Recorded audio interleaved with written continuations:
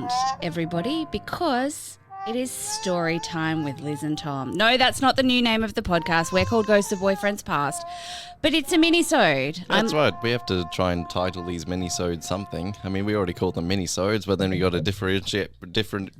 Geez, there's a word. Yeah, look, good Lord, we'll just breeze over that firing on all cylinders today. We're not exhausted from our lives and the world at all. No, I don't. I think if I was at 100% fit and firing speed of thought and mouth, I don't think I could say that word to save my life. Yeah. Skipping over that, we need a way to tell the difference between story-driven minisodes and question-driven minisodes. Yeah. This one's a story-driven These are the minisode. ones where we just get to talk about stories that we've either found or been sent in, and we don't need to give any advice. We can just sit back, listen. That's right, just, readers. We're just reading your hell back to you. Yeah, because that's the way you like it, apparently.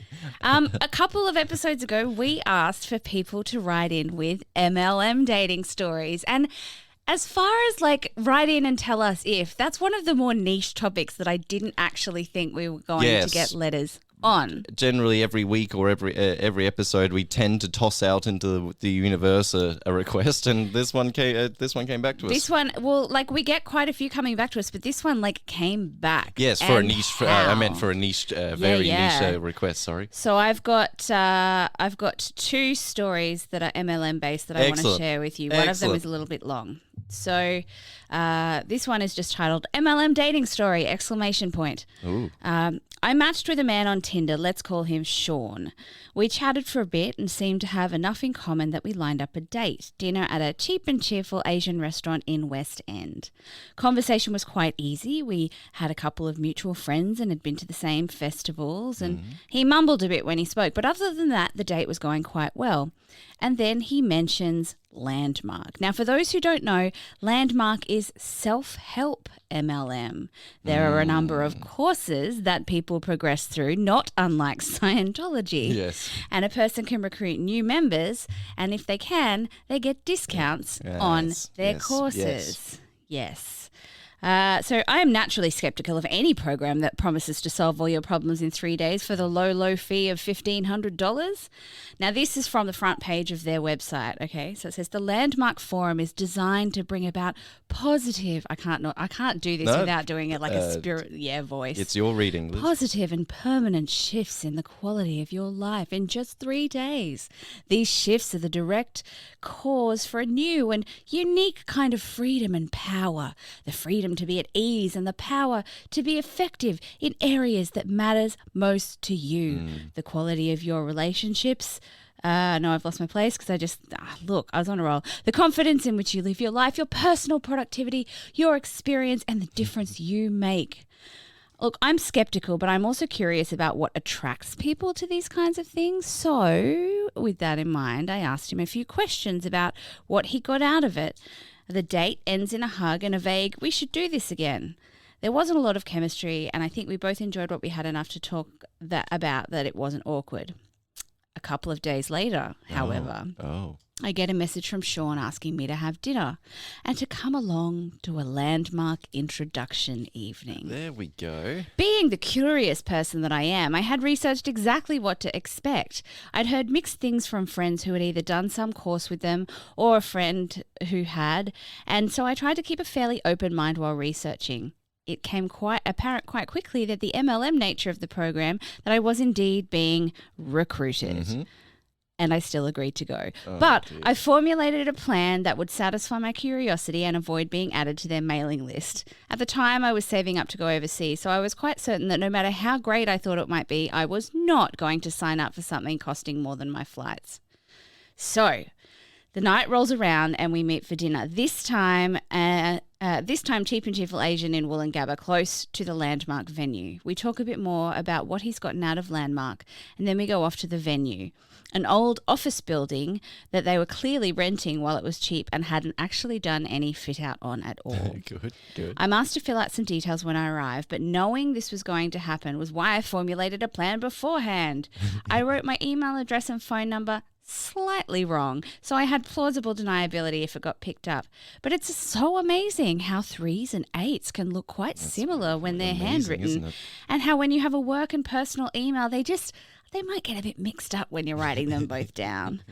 We then take a seat, and within 5 minutes, 3 of the leaders had come over to welcome me, which is a great psychological tactic used if someone is feeling lonely and looking for a community, which I was not, so I saw it for what it was.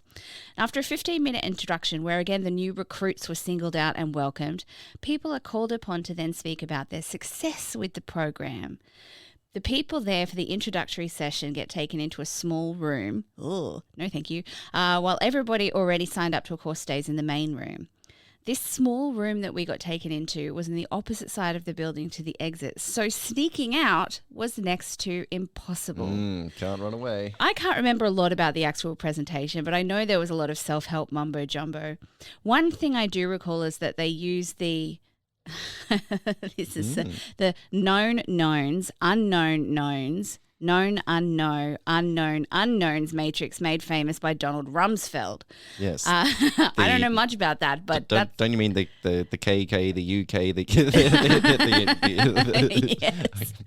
It basically felt like rapid therapy, a feeling further reinforced by their description of the introductory weekend being 3 days of intense self-development.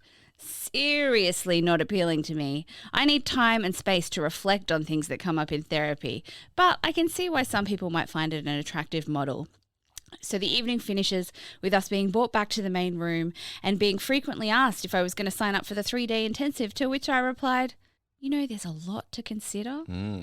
I received one further message from Sean asking if I was going to join Landmark. When I replied that I wasn't, I never heard from him again until he matched with a friend on Tinder and actually got a bit creepy pursuing her, not respecting boundaries around communication mainly, although I don't think he ever invited her to a Landmark evening. Well... Can you, I admire the curiosity of this. Yes, the scientific endeavor. Yes. Yeah, this is the thing. And I think if something like that ever came up with me, I'd probably go just to get a story out of it.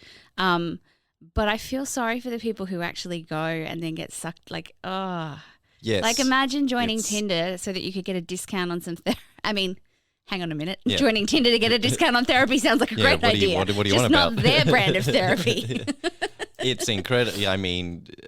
I nearly don't care about the poor reader herself who did it because the brief was so thoroughly nailed, it's now smoking a cigarette in bed. Yes.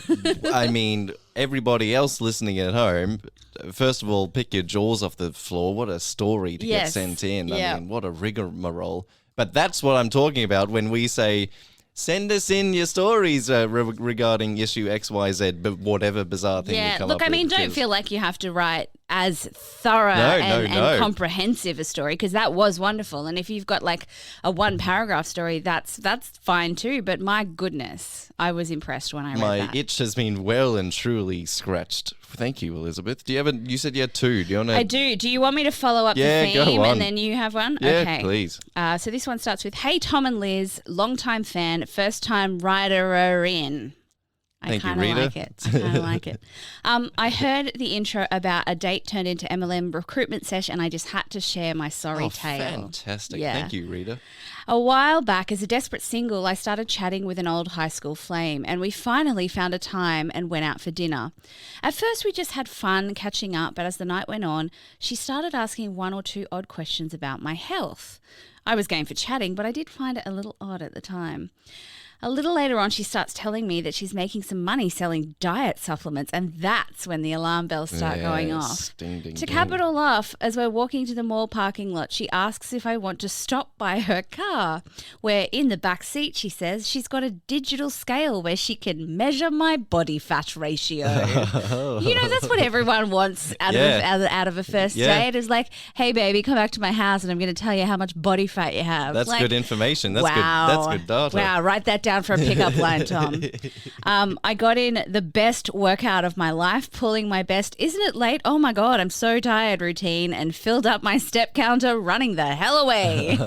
Keep up the great work. Cheers from S. Thank you, S. Wow. That one tickled my fancy. Well written too, like nicely, like both of those really nicely done and well written in. Wonderfully. Do not feel like you have to be that eloquent and hilarious when writing in a story. No. We take all stories. As long as your story is responding, as long as you have a story responding to the brief, the rest is just icing, basically. Yeah. Give me the cake and then you can ice it later. I found a bit of a little steamy one to tie us out. Ooh. I went asking and rummaging for hookup stories. Oh, hello. Yeah, I mean, we do a lot of good, decent, Look,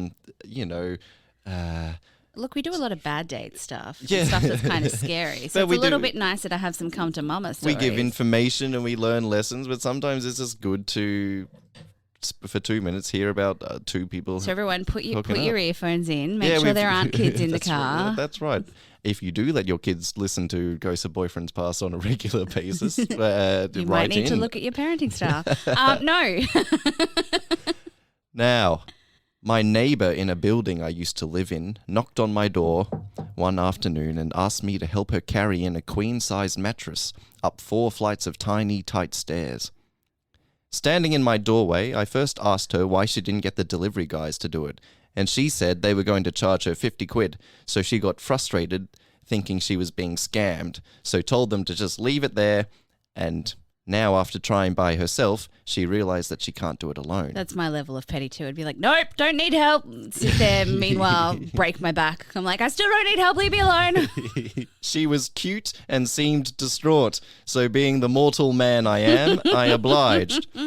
This turned out to be quite an intimate experience as we figured out midway that she was too weak to really do anything much, so lots of squeezing around each other, swapping spots, pushing by while shouting pivot, while her holding the door, etc., shouting pivot. Finally, we get it up, and after we're wow. Finally, we get it up, and after we're both pretty sweaty and breathing heavily, I had taken my shirt off with an undershirt still on, and since she had come from the gym, she was in workout shorts after stripping her jeans off on the stairs. Is this just the start of a porno? She tells me to come in, we lift the mattress onto the bed, and she tells me to sit down near the window unit as she cranks it on, i.e. the air conditioning, grabs 2 beers and sits down next to me. Halfway through the beer, we're laughing and swapping stories about IKEA furniture when she rests her leg kind of behind mine, like the top of her foot and shin nestled up behind I know that move. my calf / ankle. I look at her, maybe expecting her to verbally tell me what that meant, and bam, we started making out and did the deed right there on the new mattress. Hey. The plastic torn and bundled all around us. End story. No, I need to know more. No, look, there's the friendly neighbours, hot, sweaty, bing, bang, bomb. I'm no sorry, more. but that's just like... What more information do you want? Well, look, let's put it this way. It's like you've just started watching a porn video and they're like, for more, head to the website. And I'm like, God damn it, I wanted it for free. Look, we got to tease this audience and keep them coming back next week, gasping and thirsty for more. Oh, what a roller coaster little minisode we've found ourselves at. MLM the end of and sex, 2 things that I Great. don't want to put together. Great stuff. Anytime ever. So readers at home, if you can attract 3 friends to listen to Ghosts of Boyfriends Past, and then they tell 3 friends to listen to Ghosts, and then money will eventually flow your way, I'm sure, because of that. That's only right. It might flow our way. Yeah, that's right. It'll really flow nice. our way, and then maybe trickle down economics will be true. Yeah. Okay, but what's a good theme that we can put a call out for? Okay, what about write in and tell me if there's a date that you've had to escape from. So if there's a date that you just you couldn't sit through it and you had to either get a friend to come save you, dash out the bathroom window. Yeah, make an excuse. If there's a date, and how did you get out of it? I want a date that was so, that you had to just, put a smoke bomb and out of there. And disappear. Yes, please. That sounds delicious. So send those stories, please, dear readers, and all and sundry dating stories to ghostsofboyfriendspast@gmail.com. We'll collate them there, read them out on minisodes, or even have you on for a major guest episode. We can figure that out. And I also need to do another call out to people because we've had quite a few people who have written in, and I've emailed you back asking to have you on, but because we don't have your phone numbers, I don't know, check your junk mails, because there's specifically one person I'm thinking of who's written in 2 or 3 times, and I emailed them back and went, please, yes, please, and yet I haven't heard back. So check your spam, because I have been on a recruiting spree. It's not you, reader. It's not us, reader. It's you. We're trying, but it is you. We're doing everything. Like, we need to go to couples therapy. Like, what's happening here? We need to. We've got to meet each other on the same page and communicate. This show's all about communication. We need you to communicate. Please reach out. We care. We want to hear from you. The rest of you, thank you so much for listening. Rate, review the show, share it around. Someone in your life will get a kick out of it. Not even out of the supposed comedy or stories. Maybe there's lessons to be learned for some of these people. I mean, yeah. Look, we've got some good lessons on our main episodes. And look, if you want to keep the MLM theme going, please feel free to write that in as well, because my God, that's hilarious that people try and date to do that. In the meantime, guys, keep dating and keep communicating.